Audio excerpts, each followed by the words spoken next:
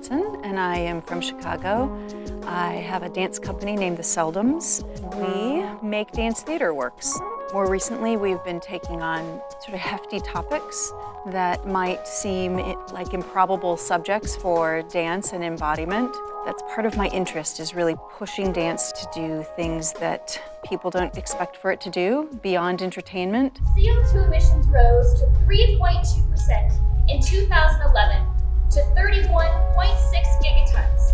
I was really excited to read about her work as it relates to climate change and the ways that art can be a really powerful tool for political action. It's been something that's really of my interest as an artist and as an activist. Something I really appreciated about this course was the classroom community that included adults from the Madison community as well as students. We have people in circus arts, people who are lighting designers, people who are actors, people who are contact improvisational practitioners. Another person was coming at this as a way to influence and inform how she works with her clients around their issues of pain. And so that brought in a therapeutic modality. She really creates space for any sort of movement involvement to be valid. We have people who are trained technical dancers alongside people who have just begun dancing maybe in the past year of their life.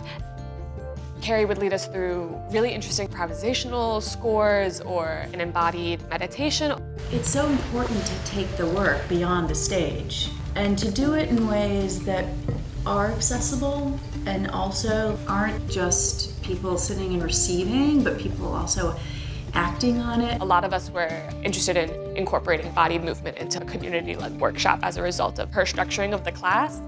You can lay claim to anybody else's territory if and only if you can exercise an effective occupation of that territory. One of the guest artists for this residency is a collaborator of mine from Chicago. His name is Fahim Majid. One of the things that he's really interested in is recovering a buried history. I learned about the Ho-Chunk history of the campus lands, and I was immediately reminded of Fahim and his work. So we took a group of people, both students from this class and community members, out on a 2-hour walking event, and each person had a piece of muslin and a stick of graphite. Let's focus on the thing that we're rubbing and what that is in time and space. We're going to make an art together, thinking about the spaces in between the university, whether it's the path, the concrete, the building, the brick, certain trees as well, and how you layer that or capture it or do one-offs, that's totally up to you. For the final event, we performed a large group piece. Fahim and I were both happy to find a Ho-Chunk woman, Jennifer White Eagle, and she stitched together this quilt into a beautiful 8-pointed star. We noticed the 8-point star was integrated into a lot of the Ho-Chunk weavings, and so we wanted to honor that in the shape of the quilt. This piece, called Small Rituals of Place, was created really collaboratively. Everyone contributed to what would happen with the quilt and how we could handle it in a way that was respectful, to suggest that our place now is to figure out how to pay better attention.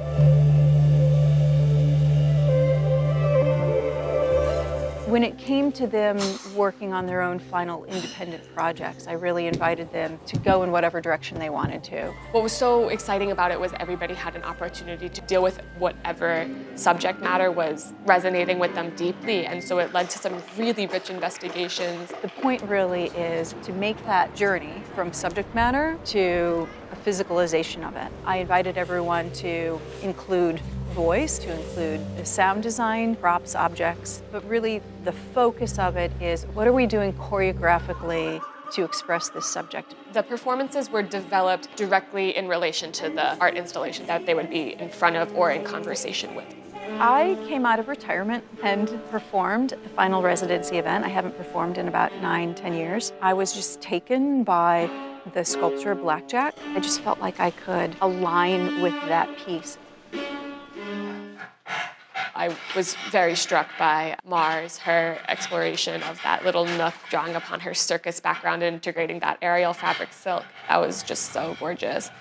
Join me now, if you wish, and send a kind note to someone who might spend too much of their time each day alone. She had arranged with the community center to get names of people for whom receiving a postcard with a note of positivity would feel really great. Mars is going to have those sent, mailed.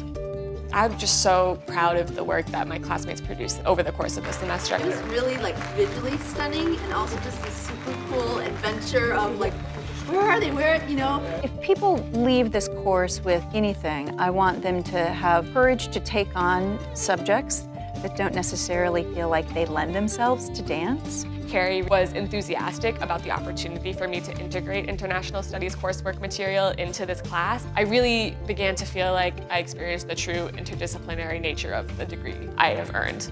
The work that we do to build dances and to build works of art that are through the body are really viable ways of knowing the world.